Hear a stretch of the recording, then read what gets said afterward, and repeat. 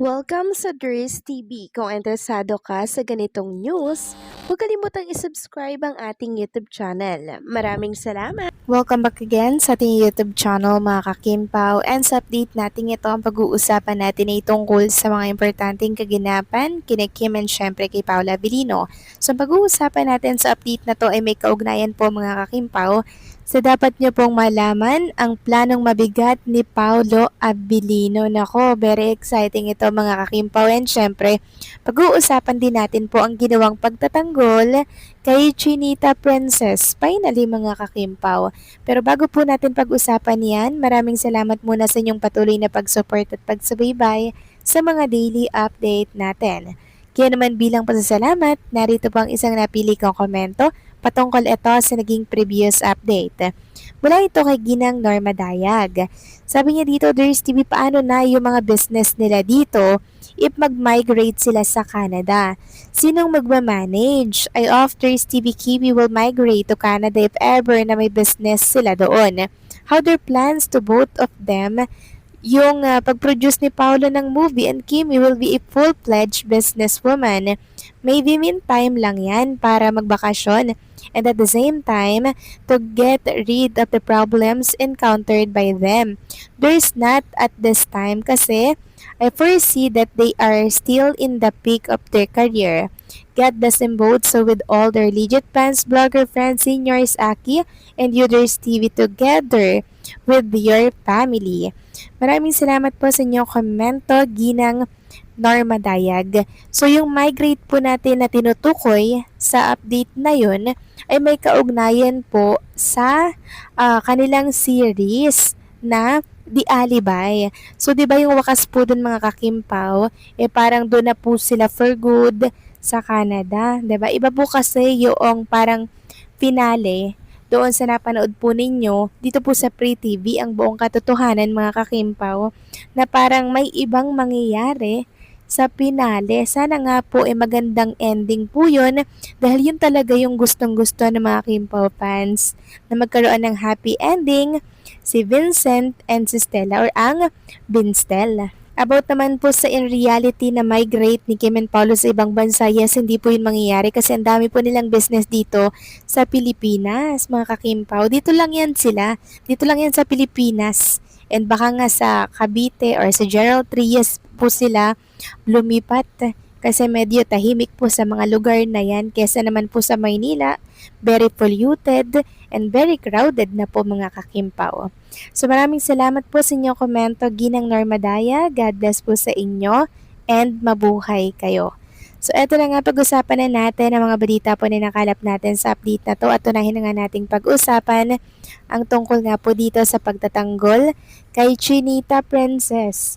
Sa wakas may nagtanggol din po kay Kim Chu mga kakimpaw na talagang showbiz columnist, diba, vlogger po na malalaki katulad po ni Nanay Christopher Min. So nakikita niya po mga kakimpaw yung point ni Kim Chu. Ayon nga dito Christopher Min, sinabing hindi umano intensyon ni Kim Chu na laitin o maliitin si Raisa May Dizon dahil mabait na bata daw umano si Kim. Ayon pa sa kanya, mabagal mag-isip si Kim ngunit mabilis ang dila kaya nabanggit umano nito si Raisa dahil sumasayaw si Jug ng cha-cha sa paglingon. So ayan po mga kakimpaw. Hindi daw po intensyon ni Chinita Princess na laitin or maliitin at palabasing pangit si Raisa May.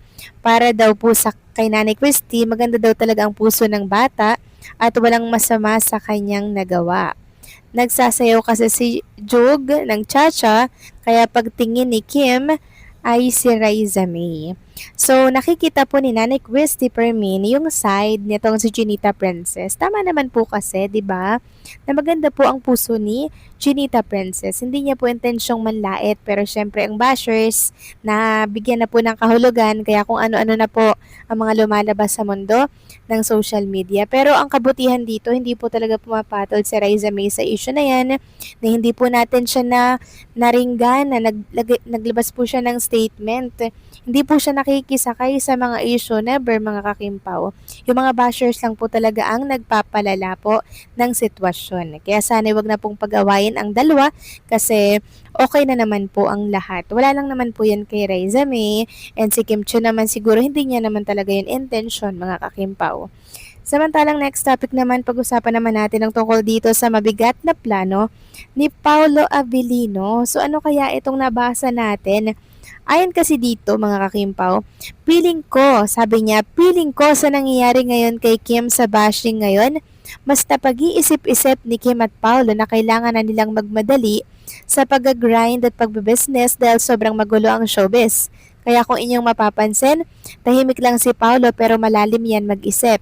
Hindi natin alam ang mga plano niyan for Kim. Kung ano man ang mabigat na plano na yan, pag-pray natin na sana ito na ang wakas na mag-settle na sila. So ayan mga kakimpaw, isa po yan sa nabata natin sa mundo po ng social media. And hopefully nga po yung mabigat na planong yan ay magkatotoo na po kasi marami talagang nag-aantay ng Kim Pao fans kay Paulo Avellino na umaksyon na po para kay Chinita Princess kasi si Kim 36 na siya, going 37 mga kakimpaw. So pag nag 37 ka na, 38, 39, 40 na si Kim Chiu, o di ba mga kakimpaw? So meron pa namang 3 years mga kakimpaw bago mag 40 si Kim Chiu. So sa 3 years na yan, 'di ba? Baka naman mga kakimpaw magkaroon na po sila ng plano. Kasi syempre, taon-taon nadadagdagan po ang edad ni Chinita Princess. Sa lalaki, okay lang naman po mga kakimpaw. 'Di ba? Wala naman pong menopause yan. Pag babae po kasi mga kakimpaw parang hindi na magkakaanak pag umidad ng 40 pataas, 'di ba mga kakimpaw? Kaya sana po ay ma-secure na ni Chinita Princess at Paulo yung tungkol dyan sa bago mag 40, 'di ba? Mag-settle na sila, magplano na silang magkaanak. And I'm so excited na makita po ang kanilang mga munting supling. Siguradong magaganda, pogi, chinita po yan. And sana ang unang anak nila kambal po agad mga kakimpaw. Sana meron nga pong gamot no para maging kambal yung magiging anak nila mga kakimpaw. Hopefully, kasi yun talaga yung gusto ni Chinita Princess kambal agad tapos lalaki or babae or parehas babae tapos kamukha po ni Chinita Princess na medyo may hawig kay Paulo Avellino. So, i-manifest natin yan na ang katahimikan po ni Paulo ay pag-iisip ng malalim na plano para po sa kanilang kinabukasan ni Chinita Princess. At sa mga bashers naman, never mind them na lang mga kakimpaw. Huwag na lang po natin silang pansinin dahil hindi naman po sila nakakatulong kay Kim and Paulo mga kakimpaw. Mag-focus po tayo sa mga magagandang balita about Kim and Paulo. Dahil yan po talagang importante. Focus tayo sa mga nangyayari kay Chinita, Princess, and Paulo Avellino. So kayo ba mga kakimpaw, anong masasabi ninyo dito? Please comment down below.